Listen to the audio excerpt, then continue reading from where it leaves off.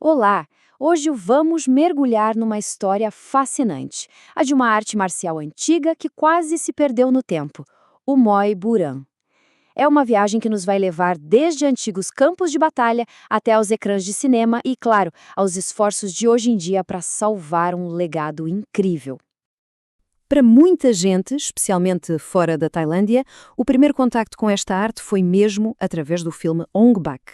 De repente, o mundo foi apresentado a uma forma de combate que parecia, bem, mais antiga, mais letal e muito, mas muito diferente do Muay Thai que conhecíamos como desporto.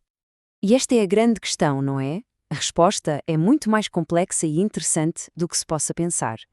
Não estamos a falar apenas de uma arte marcial, estamos a falar da história de uma nação, de uma perda catastrófica e de um renascimento quase milagroso. Ok, vamos a isso. Para começarmos a perceber o que é o Muay Boran, temos de recuar um pouco no tempo. E a primeira pista, curiosamente, está no próprio nome. Pois é, e aqui temos logo a primeira grande surpresa. Muay Boran não é um nome antigo. Na verdade, foi um termo criado nos anos 70 por um investigador, Ket Sriafai, para conseguir classificar todos os estilos de combate que existiam no antigo reino de Sião antes da modernização. Boran significa literalmente antigo. É um nome retroativo, por assim dizer. E isto dá-nos uma ideia da profundidade disto tudo. Quer dizer, muito antes de existir o termo moderno, a prática do Muay já estava bem documentada. Há registros do reino de Chiang Mai, lá no século XIV, que o descrevem como um combate a prémios, o que nos mostra que já era uma parte importante da cultura da altura. E agora chegamos a um ponto de viragem na nossa história, um momento trágico em 1767. O reino de Sião estava no seu auge. A capital, Ayutthaya, era uma das cidades mais ricas e poderosas da Ásia.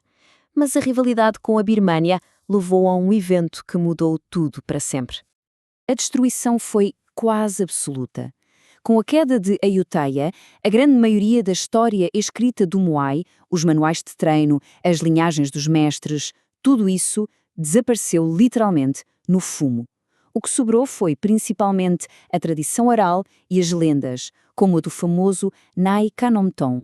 Depois desta perda gigantesca, a arte podia ter-se extinguido por completo, mas, mais de um século depois, um rei interveio de uma forma bastante inesperada e deu início a um verdadeiro renascimento. Ora bem, vamos viajar até 1909. O rei Ramavatava estava de luto pela morte do seu filho. E como parte das cerimónias fúnebres, foi sugerido que se organizasse um torneio de Muay. Mal sabiam eles que essa decisão seria fundamental para preservar a arte. Esta decisão acabou por desencadear uma série de acontecimentos incríveis. O funeral real deu lugar a um torneio que juntou os melhores lutadores de todo o reino. E os vencedores não ganharam apenas um prémio, foram agraciados com títulos de nobreza pelo próprio rei. Com isso, os seus estilos regionais foram oficialmente reconhecidos e, o mais importante, preservados. E foi graças a este evento que estes 4 estilos principais, cada um com o nome da sua região, foram salvos do esquecimento. Os mestres destes estilos foram até convidados para ensinar na Academia Militar Real, garantindo assim que o seu conhecimento passaria para as gerações seguintes. Com os estilos antigos a salvo, por agora, começava uma nova era. Mas vinha aí outra grande mudança, uma que ia criar uma linha de separação muito clara entre o passado e o futuro do Muay. Este foi o momento decisivo. Num combate, o lutador Pai Liang Prazinter matou acidentalmente o seu adversário. Esta tragédia, como é óbvio, chocou o país e gerou uma onda de apelos para que os combates fossem regulamentados e se tornassem mais seguros. E foi aqui que os caminhos se separaram de vez. De um lado, tínhamos o Muay Boran, a arte de guerra, com as suas ataduras de corda e pouquíssimas regras. Do outro, nasceu o Muay Thai, o desporto de ringue, que adotou luvas, rounds com tempo, classes de peso, uma grande influência do boxe ocidental. A antiga arte marcial estava a transformar-se num desporto nacional.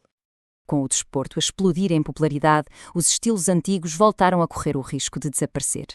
Mas, felizmente, nos tempos mais recentes, apareceram os verdadeiros guardiões desta arte, pessoas dedicadas a protegê-la. Vamos ver como.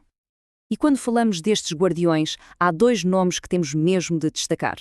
Ket Sriapai, o homem que, como já vimos, nos deu o termo Moai Boran, e Shinaut Srisompan, mais conhecido por Mestre Budi, que tem sido uma força motriz na sua promoção a nível mundial. Pensa nisto assim. Ket Sriapai, um mestre do estilo Shaya, deu um nome a este movimento de preservação lá nos anos 70. E depois, décadas mais tarde, em 2013, o mestre Budi deu-lhe uma estrutura global ao fundar a Federação Mundial de Moai Boran. Basicamente, criou uma organização dedicada a estas tradições. E é graças a este trabalho todo que o Moai Boran hoje não é uma peça de museu. É uma tradição viva, com um currículo, com graduações e com mestres dedicados a garantir que as técnicas e a história dos estilos Shaya, Korat e dos outros não se percam novamente nas cinzas do tempo. E tudo isto deixa-nos com uma reflexão final.